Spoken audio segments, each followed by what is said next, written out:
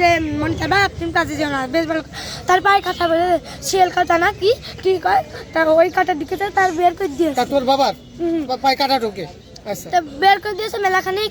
এবার সে ঘুমিয়ে রয়েছে মা, এবার আমার কোলে মুদি নিয়ে তার তো তার কোনো তার এ করছে দা করছে, তার জীবনটাই বের করে দিয়েছে আর অর্ধেক রাত্রি আর তার মেরে ফেলছে। একটু কি জানি মারধর করছিল? হ্যাঁ মারধর করছে। আর আমি উল্টে অনেক কান্দা কাঁদছি আমার মার জন্য, তাও কেউ আসিল না, শিক্ষা শিক্ষা সবাই ঘুমাচ্ছিল।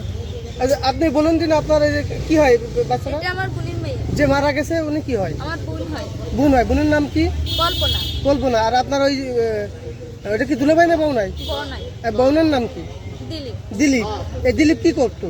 দিলীপ আপনার হচ্ছে আগে 3 বছর পরে জেলাতে বেড়াইছে, চুরি করেছিল, ব্যাটারি চুরি করে ধরা পড়েছিল, সেই কেসে মারারে দিয়ে দিচ্ছিল। আচ্ছা আচ্ছা। দেওয়ার পরে এই যে 2-3 মাস হলো বেরোইছে, বের করবে না আমার বোন। সবাই মিলে আমরা সবাই মিলে পরিবার মিলে আমরা বলেছি যে এই পায়টার মতন তার সুযোগটা যদি ভালো হয়।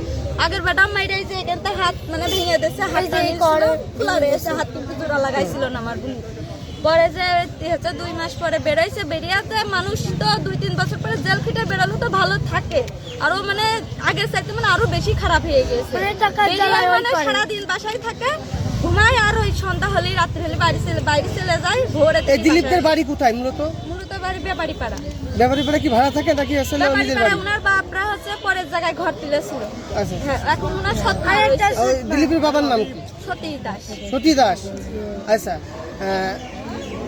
এই যে দিলীপ, আপনার এই যে আপনার বোন যে মারা গেছে, আপনারা কখন জানতে পারলেন? কিভাবে আমরা জানলেন? হচ্ছে আপনার 10টা 10:30টার দিকে জানতে পারলাম।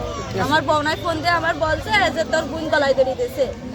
তাই শুনে নিয়ে আমরা চলে আসি। সামনে মেরে ফেলেলো, এসে দেখি এখানে যে লাশ হয়েছে। আর মানে আছে বাড়ি যেয়ে পেয়েছেন নাকি এখানে এসে? আমরা এখানে এসে পাইছি, আমরা জানি না ওনারা কোন জায়গা ভাড়া থাকে, আমাদের কারোর জানাই না আমার বউনাই।